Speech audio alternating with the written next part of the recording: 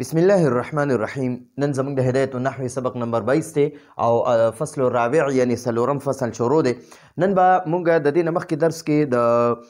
د منصرف او د غیر منصرف قسمونه وي چې منصرف داسې اسم ته وایي چې په هغې کې د نهه اسبابو نه دوه سببونه یا یو داسې سبب چې د دوو قایم مقام وي چې دا پکې نه وي که نه. نو دغه مو وي دا د منصرف تعریف دی او د غیر منصرف تعریف دا دی چې د نهه سببونو نه به پکې یا دوه سببونه وي یا به یو داسې سبب پکې وي چې هغه د دوو قایم مقام وي. نو نهه سببونه بیا بیل بیل ولیکل. نو د هغې نهه سببونو کې به اولنی نن موږ عدل وایو. نو هغه نهه سببونه دي. یو شعر لیکلی د فارسۍ: عدل و وصف و تانیس و معرفة وعجمة ثم جمع ثم تركيب والنون زائدة من قبلها ألف ووزن الفعل وهذا القول تقريب. نو دی اشعارو کې دا څلور دغه دي د اشعار دي، په دې کې دا مکمل نه دا چې کوم دغه دي اسباب دي هغه پکې ذکر کړي دي. نو اول نمبر پکې مونږ نن عدل وایو. نو دا عدل یې ځکه مخکې کړی دی چې دا نور کم دي که نه په هغې باندې خلک پوهېږي د هغې چې نوم اخلي که نه. نو عدل و وصف، وصف تعریف ته وایي، عدل و وصف و تعریف بیا معرفې ته وایي، ومعرفة معرفه ته وایي که نه. تانیس بیا دغه ته وایي، مؤنث ته وایي. عدل و وصف و تانیس ومعرفة. نو ګورئ د هغه ټول بیا پیژندلی کېږي خو د عدل نه پیژندلی کېږي. نو اول مونږ عدل یې زده کوو چې عدل څه ته وایي. نو مونږ ته د عدل تعریف کړی دی. یو خو هغه خلک وایي که نه عدل او انصاف، دا هغه عدل نه دی. د دې خپله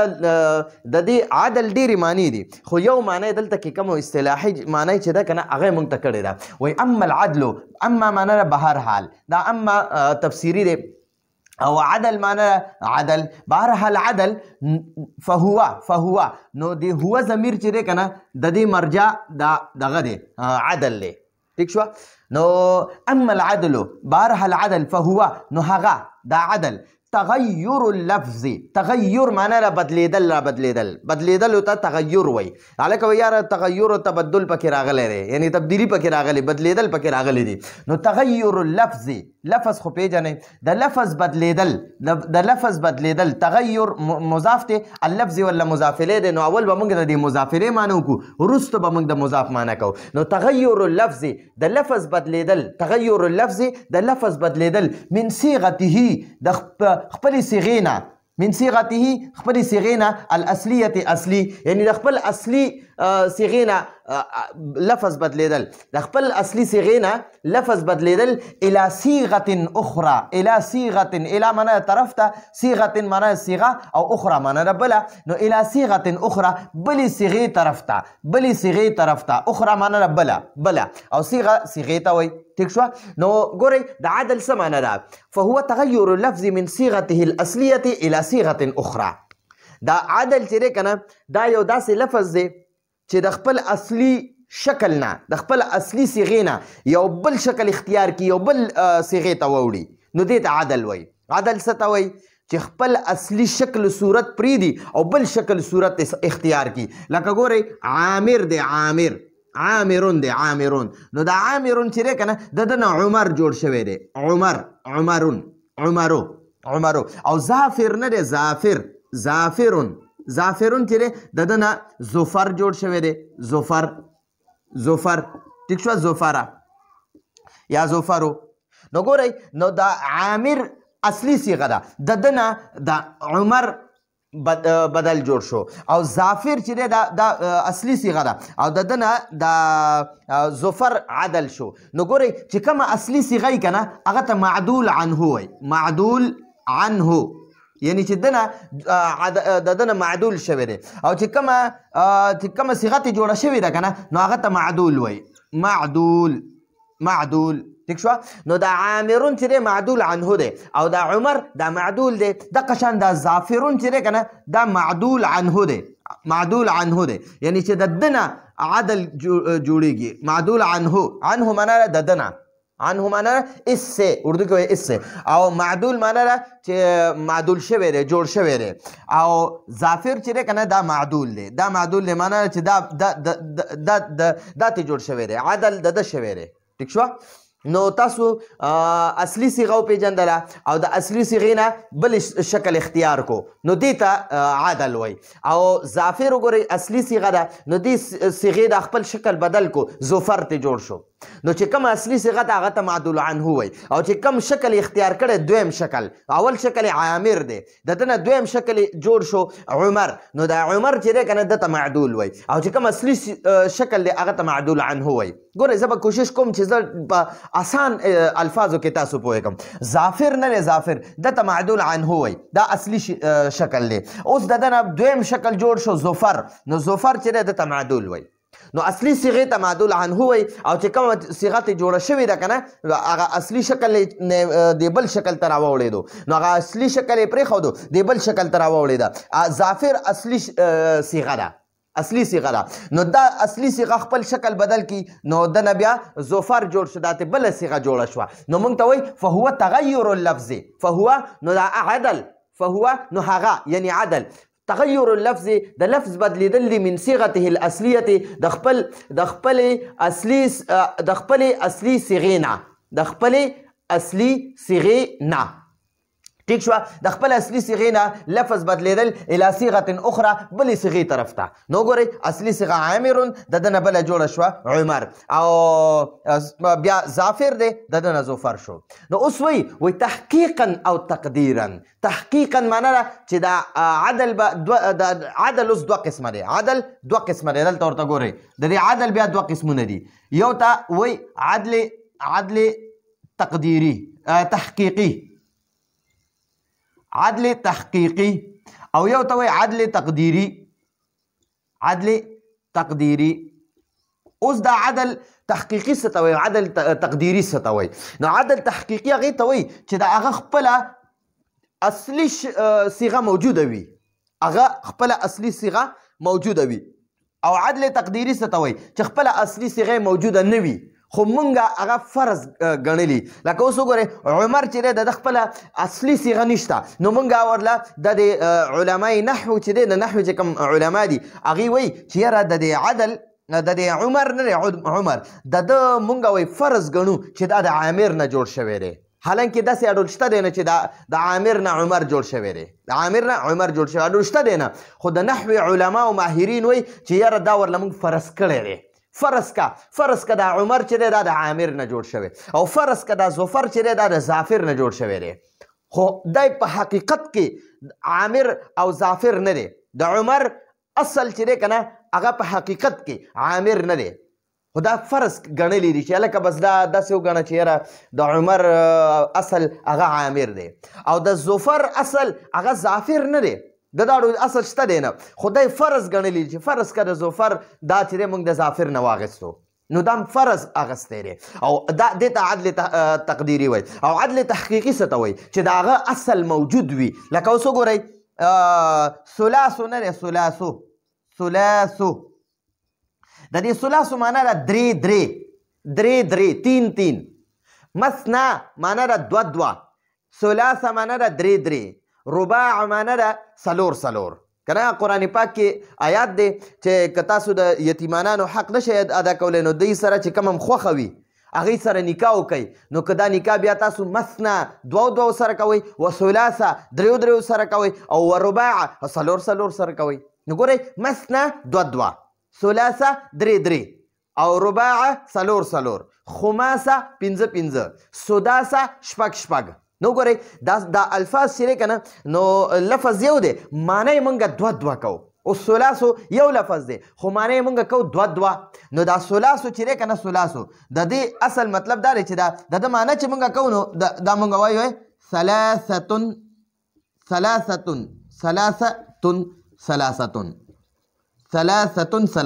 ټیک شوه نو ګورئ دې لفظ ثلاثو او مونږ وایو ثلاثتن معنی مونږ دقه شان ده د ثلاثتن معنی ده درې او د دې بل ثلاثتن معنی هم ده درې نو ګورئ دلته کې الفاظ دوه دي خو مونږ یې معنی د دې یو نه اخلو د دې یو نه د دې دوو معنی اخلو نو مونږ وایو د دې علمي انداز کې وایي د معنی چې ده که نه معنی د معنی تکرار د الفاظو په تکرار دلالت کوي یعنی چې مطلب دا دی چې معنی دوه ځل وي که نه نو د دې نه معلومه شو چې الفاظ به هم دوه ځل وي نو وګوره موږ د ثلاثو معنی کوو درې د ثلاثو معنی سره درې د مثنا معنی سره دوه د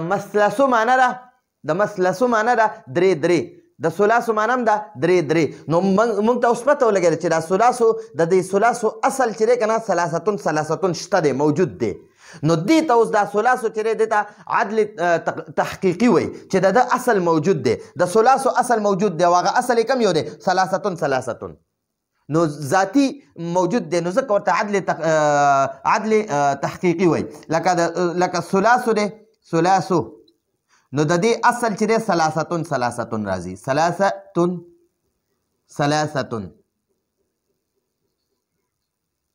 ثلاثتون راځي او د عدل تقدیری سره د دې مثال واخله عامرون او زافرون نو د عامرون نه عمر جوړ شوی وګورئ او د زافرون نه زفر جوړ شوی نو دینه معلومه شوه چې دا عمر او زفر زحل وغیره دا چې دي که نه دا دې ته عدل تقدیري وایي چې مونږ دا ورله فرض ګڼلی دی چې یاره د دې عمر اصل عامر دی حالانکه حقیقت کې داسې نه ده ټیک شوه نو دا ورله مونږ فرض ګڼلی دی نو هغه چې کوم مونږ فرض ګڼلی هغې ته عدل تقدیري وایي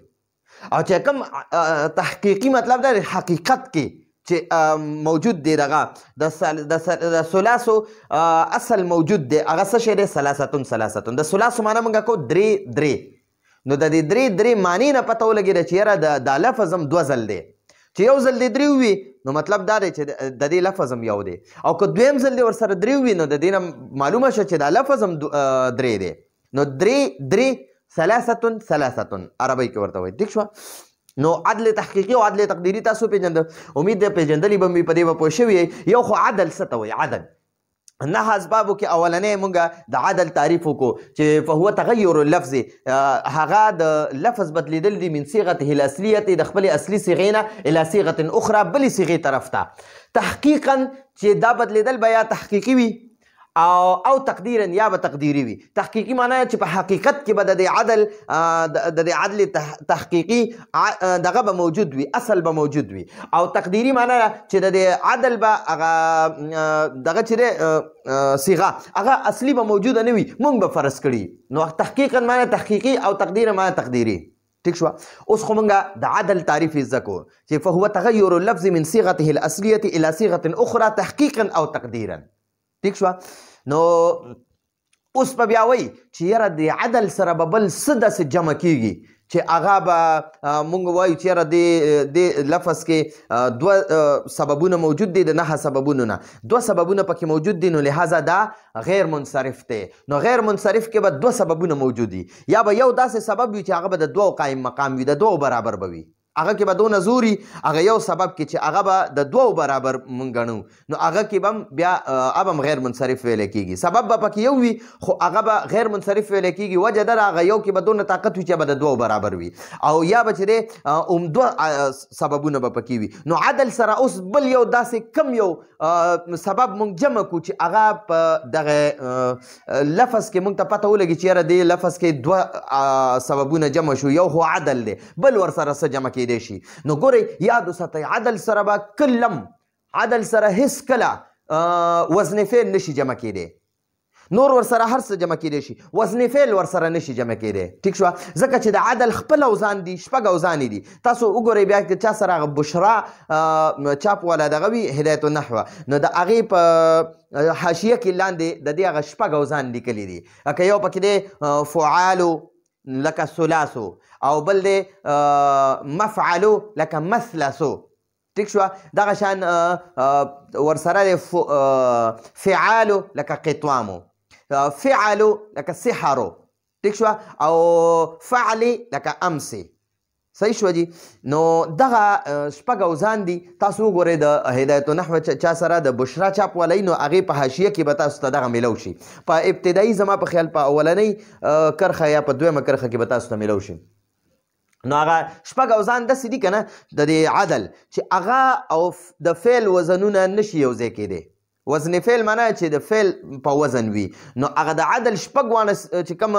دغه دي اوزان دي هغه د فعل په وزن اړول یو هم پکې نشته دی نو ځکه موږ وایو چې عدل د وزن فعل سره نشي جمع کېدی ولا یجتمعو کې هو ضمیر دی هو ضمیر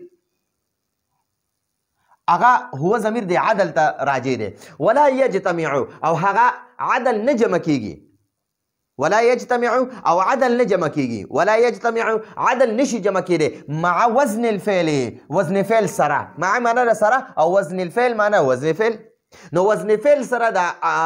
عدل نشي دغه کېدی جمع کېدی اصلا معنا بالکل چې دا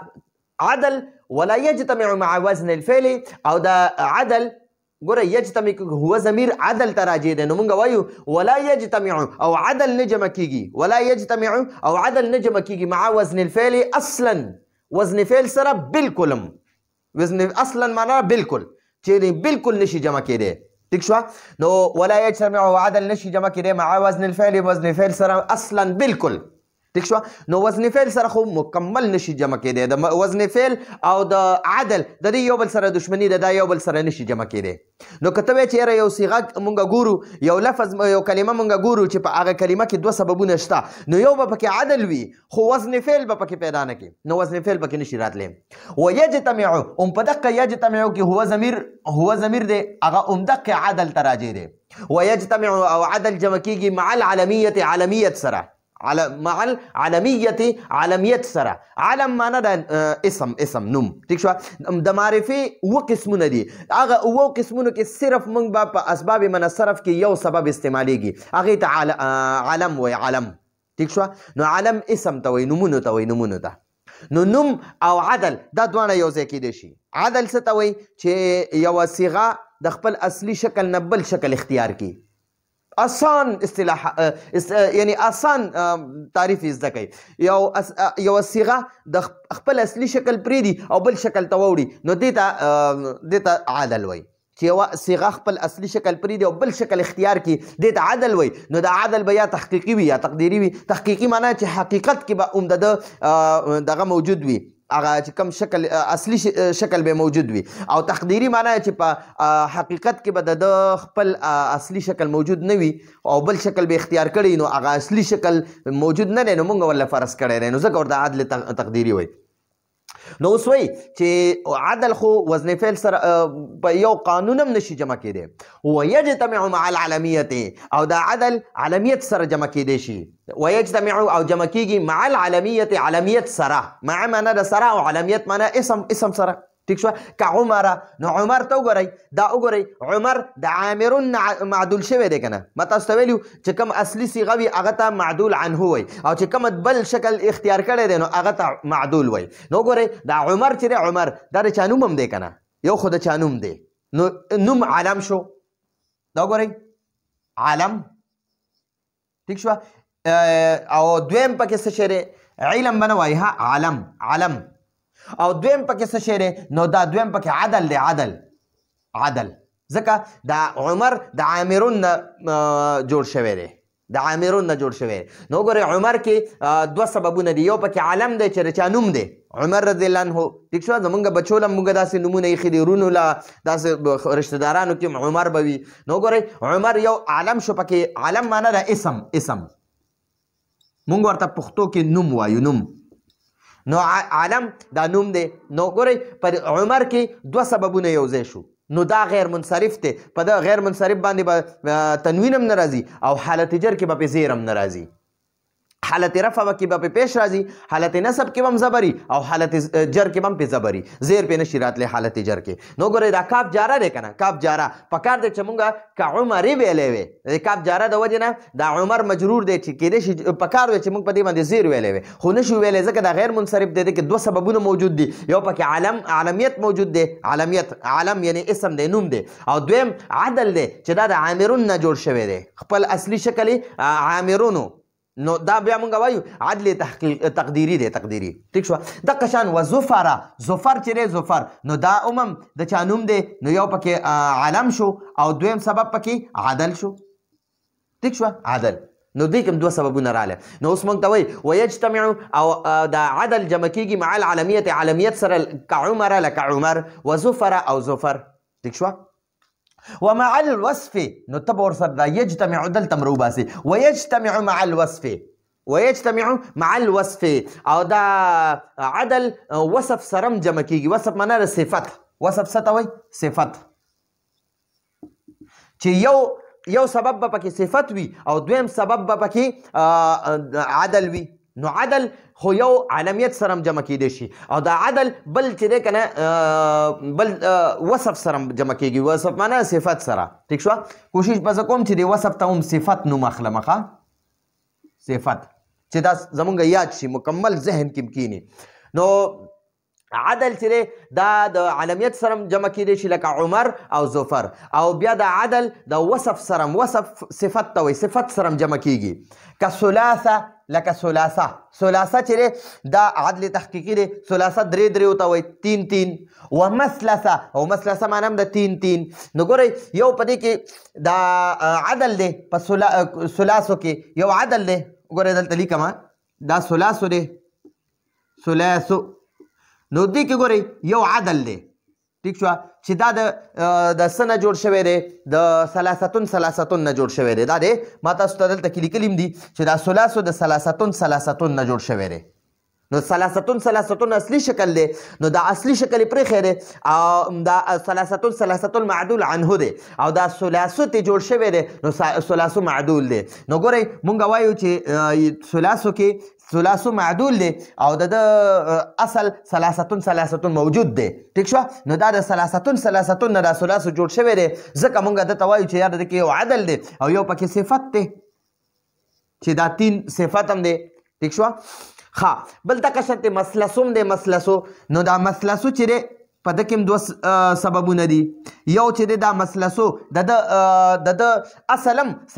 ثلاثتون دی د ثلاثو معنی هم د درې او د مثلثو معنی هم د درې نو ګورئ دا ثلاثو چې دی